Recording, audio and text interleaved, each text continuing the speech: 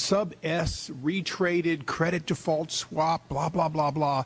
Okay? But they talked about them as though they knew what the hell they were. You got the money and you immediately said, what items, what auction? Now, the Treasury just basically cut that out of the bill.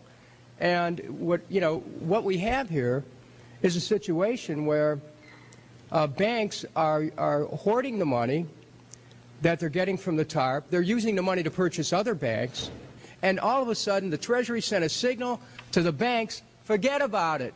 We're going to give you the money that you want, and you do what you want with it. Unless you direct it specifically, it's not going to happen. I don't think anyone questions, Mr. Kashkari, that you're working hard. Our question is who you're working for. Throughout its passage, President Bush and Senator Obama worked in tandem to get Congress to pass the bill without even having time to read it, despite the fact that in major polls, 98% of the American people were against the bill. The leadership in both parties were for it. And I really want to commend Barack Obama, because as we were involved in the this and that and different provisions of the bill to persuade people, he really gave them confidence that this was the right decision for the American people, even though it wasn't, in our view, a great bill for them to vote on. I want to take a particular moment to also thank an individual who's not here, and that is Barack Obama, who made numerous calls not only to all of us, but to members of our caucus, and helped us gather the votes on the Democratic side to pass this legislation. Bankheads then bragged to the press that they were hoarding the bailout money and using it to buy up smaller, healthy banks and insurance companies. Their plan was working like a charm.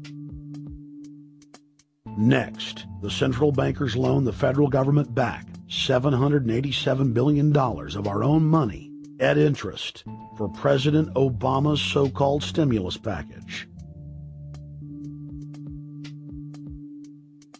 And just like the banker bailout, Congress was given less than an hour to read the 1,070-page-plus stimulus bill. Barack Obama, who had pledged on the campaign trail to wait 5 days before a bill could be voted on so that the Congress and the people could have a chance to read it, said that the stimulus was too important and it had to be passed before anybody could see it or read it, or the crisis would turn into a catastrophe. Doing little or nothing at all will result in even greater deficits, even greater job loss, even greater loss of income, and even greater loss of confidence. Those are deficits that could turn a crisis into a catastrophe, and I refuse to let that happen. After its Friday passage, in gangster fashion, President Barack Obama took a 4-day vacation and said that there was no rush to sign it. The spending bill was really a takeover bill, designed to further federalize the states and to pay off rich donors that had donated to both parties. As the world slid deeper into depression, the bankers celebrated the fire sale that they had created. I believe the phrase burdens of the office is overstated. Yes, can I? Why me? Oh, the burdens, you know. Why did the financial collapse have to happen on my watch? It's just pathetic, isn't it? Self-pity. And I don't believe President-elect Obama will be full of self-pity. With their access to unlimited fiat capital, they could now buy up sectors of the world economy not already controlled by them. For over a century, the Anglo-American establishment had worked to bring the world system to this point. Artificially engineered global bankruptcy. In an address before the Trilateral Commission in June of 1991, David Rockefeller laid out the elite's ultimate goal. The supranational sovereignty of an intellectual elite and world bankers is surely preferable to the national auto-determination practiced in the last centuries. Now that the bankers were holding the world hostage, they issued their ultimatum.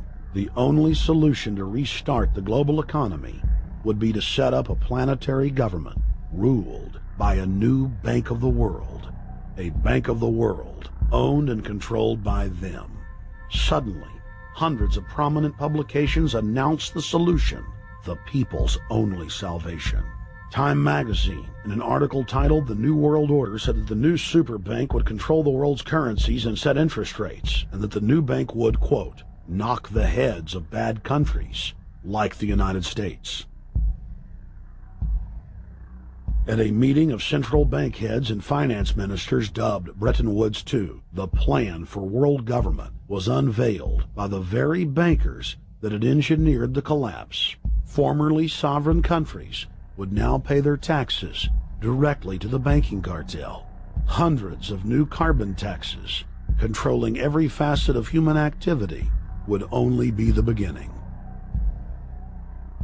Now all the elite had to do was to sell the public on accepting the final phase of their takeover. And it's Obama's job to sucker the public into standing down so the bankers' agenda can move forward unhindered. Never before in U.S. history has the media gotten behind a president like they are behind Obama. The press has pulled out all the stops, bestowing a crown of infallibility upon Obama as the savior of the people. The elite are betting everything they've got on Obama's charisma and hoping that he can sell the world on their program of tyranny. Yes, there have been differences between America and Europe. No doubt there will be differences in the future. But the burdens of global citizenship continue to bind us together. A change of leadership in Washington will not lift this burden. In this new century, Americans and Europeans alike will be required to do more, not less. Partnership and cooperation among nations is not a choice. It is the only way. We've got to give them a stake in creating the kind of world order that I think all of us would like to see. In truth, Obama is not simply continuing George W. Bush's policies. He is radically expanding them. I thank President Bush for his service to our nation. This film has documented the painful fact that Barack Obama's agenda is the complete opposite of what he has claimed it to be. Now we will reveal what Barack Obama and his controllers' true agenda is. Number 1. Bring the United States under the complete regulatory control of a private offshore superbank known as the Bank of the World. More than 100 new taxes are now being developed under the umbrella of curbing greenhouse gases. The new taxes will be paid directly to the private bank consortium. At the producer level, taxes will be paid on farm animals' flatulence. At the consumer level, there will be carbon taxes on all forms of meat, beef, poultry, pork, and fish. All cars will be fitted with satellite tracking boxes that will tax driving by the mile. And an added tax will be placed on all fossil fuels, including motor oil and natural gas. All plastic products will have a carbon tax added. Outdoor space heaters and fireplaces are to be taxed. All electricity produced by coal-powered plants will be taxed. Under the cap-and-trade system, citizens will be forced to pay taxes on thousands of products to private cap-and-trade services owned by Al Gore and other elitists. There will be taxes on light bulbs, water, trash pickup, air travel, train travel, bus, ship, medicine, steel production, mining, clothing, laundry, asphalt are just a few of the new taxes to be levied. But to truly transform our economy, to protect our security and save our planet from the ravages of climate change, we need to ultimately make clean, renewable energy the profitable kind of energy. So I ask this Congress to send me legislation that places a market-based cap on carbon pollution and drives the production of more renewable energy in America. That's what we need. The notion of anthropogenic global warming is a fraud. In other words, the idea that the planet is getting warmer and that human activity is somehow responsible is a pseudo-scientific fraud. It's a big lie. It's a monstrosity. Remember the Nazis, they had race science, race hygiene. They said Aryan blood is different from any other kind of blood. This was, of course, idiocy, a fantastic piece of nonsense. Today, we've got something similar. global warming caused by human activity, and the answer to that is carbon tax plus cap and trade, according to the wishes of Al Gore, Prince Charles, and basically the entire world banking community, the world oligarchy. What they're trying to do with that is to perpetuate the current system where bankers rule the world, financiers rule the world, and the rest of us get the crumbs from the table. But remember, if you try to put on cap and trade and a global warming carbon tax with the idea that you're going to save the polar bears, what you're going to do is destroy human society. You're going to cause genocide on a massive scale. The deaths will be measured in the hundreds of millions and indeed in the billions. Just the idea of global warming means that there'll be no development for Africa, no development for the poorer parts of Southeast Asia, and no world economic recovery of any kind ever in our entire lifetime. So it's important to expose and fight the pseudoscientific fraud of global warming. One more point about this. You don't need a climatologist to know that this stuff is a fraud. I'm a historian. I can tell you, in the last 1,000 years, we had a period of very warm temperatures called the medieval warm period, where all kinds of grapes and semi-tropical stuff was growing very far into the northern hemisphere. That was about 1100, 1200. It happened to correspond with an all-time maximum of sunspots. Right now, we can say that we're going into another maximum period where there'll be some warming, but we're well within the limits of the medieval warm period. About 1600 to 1650, there was an ice age in northern Europe. The North Sea was filled with ice. The German and Dutch ports and the English ports were filled with ice. That corresponds to an all-time minimum of sunspot activity, the Spörer minimum and the Maunder minimum. So this has largely got to do with solar activity. We can see that other planets, not just the Earth, are warming slightly as a result of increased solar activity. But we're well within the minimum. So what the oligarchs claim to be an open and shut scientific case is a piece of pseudo-scientific nonsense, and it should be rejected. Number 2, the social engineers are fully aware that the Obama craze will wear off quickly, so they are working to put in place the most oppressive police state control grid in human history.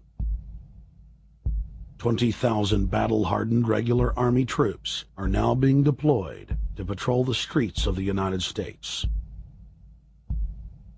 FEMA is now building giant camps in every region of the country, and the Congress has introduced bills like the National Emergency Centers Act, H.R. 645, which merges local governments and the police under federal control.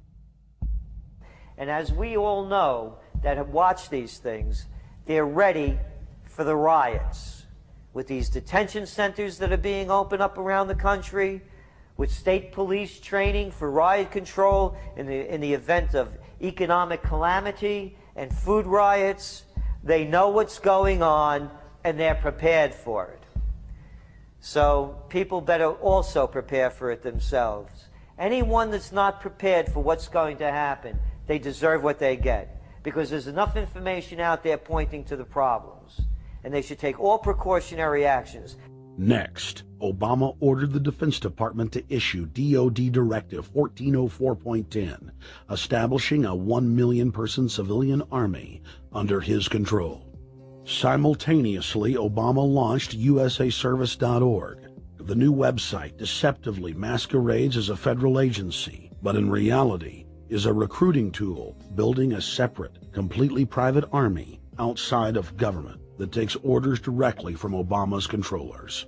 Barack Obama has refused to rescind Presidential Decision Directive 51, signed by George W. Bush. The directive plainly states the president is a dictator and that Congress is ceremonial. We cannot continue to rely only on our military in order to achieve the national security objectives that we've set. We've got to have a civilian national security force that's just as powerful, just as strong, just as well funded. President Obama and his Chief of Staff, Rahm Emanuel, have repeatedly stated on the record that all Americans below the age of 64 will be forcibly conscripted into federal service. Citizenship is not an entitlement program.